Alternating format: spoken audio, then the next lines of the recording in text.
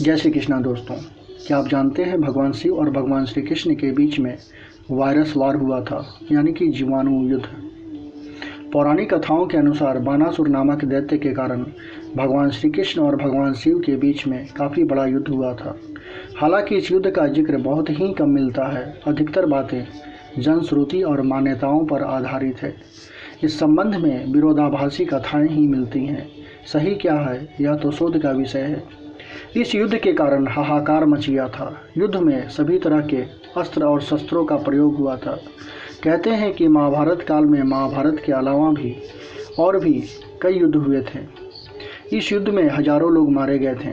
आइए जानते हैं क्यों और कैसे हुआ था यह युद्ध। युद्ध का क्या कारण था। श्री कृष्ण के पुत्र प्रद्युम्न और प्रद्युम्न के पुत्र अनिरुद्ध थे। प्रद्युम्न के पुत्र तथा कृष्ण के पौत्र अनिरुद्ध की पत्नी के रूप में उषा की ख्याति है। अनिरुद्ध की पत्नी उषा सोनितपुर के राजा बानासुर की कन्या थी। अनिरुद्ध और उषा आपस में प्रेम करते थे।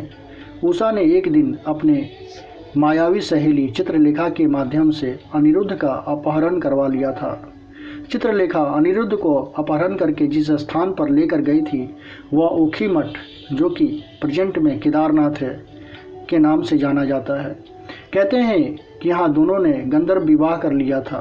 यहाँ अभी भी उषा और अनिरुद्ध के नाम से एक मंदिर है।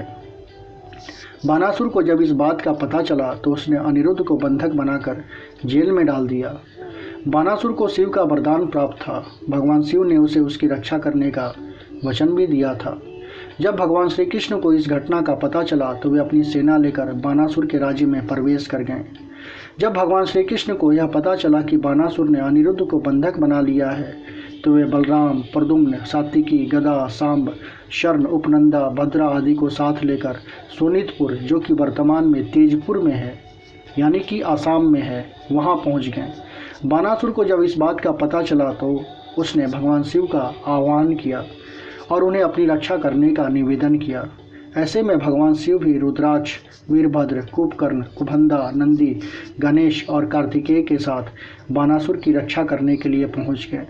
वहां बानासुर और शिव की सेना में काफ़ी बड़ा युद्ध हुआ।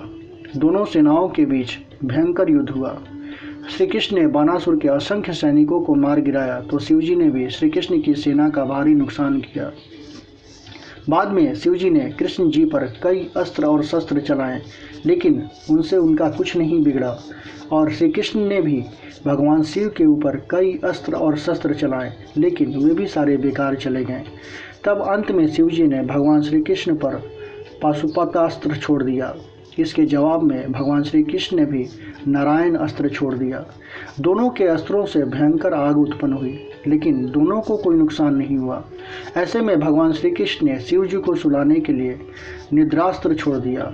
इससे धुंध छा गई और शिव जी सो गए। यह देख बानासुर की सेना में भय व्याप्त हो गया। उसकी सेना कमजोर हो गई।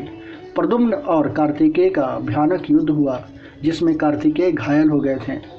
दूसरी तरफ बलराम जी ने कुंभंदा और कुंभकर्ण को घायल कर दिया। यह देख बानासुर अपने प्राण बचाकर भागने लगा। भगवान श्री कृष्ण उसके पीछे दौड़े और उसे पकड़ लिया और उन्होंने उसकी भुजाएं काटनी शुरू कर दी।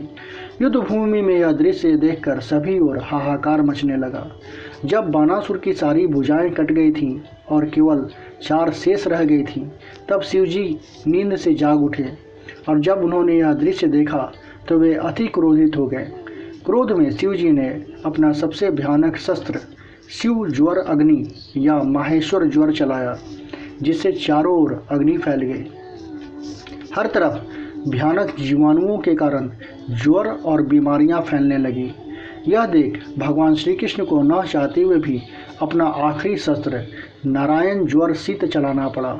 इसे वैष्णव ज्वर भी कहा जाता है। कहते हैं कि भगवान श्री कृष्ण के शस्त्र से ज्वर का तो नाश हो गया, किंतु अग्नि और शीत का जब बराबर मात्रा में विलय होता है तो संपूर्ण सृष्टि के प्राकृतिक वातावरण का नाश हो जाता है। सभी ओर हाहाकार मच गया।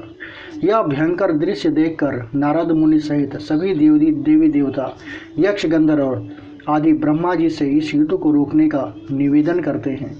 लेकिन ब्रह्मा जी इस युद्ध को रोकने में अपनी असमर्थता व्यक्त करते हैं। तब वे सभी मिलकर पराशक्ति देवी भगवती माँ दुर्गा की आराधना करते हैं। माँ दुर्गा प्रकट होकर दोनों पक्षों को शांत करती है। उस समय भगवान श्री कृष्ण कहते हैं कि हे माते, मैं तो बस अपने पौत्र अनिरुद्ध को स्वतंत्र कराना चाहता हूँ। तभी शिवजी कहते हैं कि मैं भी अपने भक्त की रक्षा करने के लिए प्रतिबद्ध हूँ। भगवान श्री कृष्ण कहते हैं कि मैं बानासुर को नहीं मारना चाहता, क्योंकि मैं बानासुर के पूर्वज प्रहलाद को वरदान दिया था कि दैत्य वंश में उसके परिवार का कोई भी सदस्य मेरे अर्थात विष्णु के अवतार के हाथों नहीं मारा जाएगा।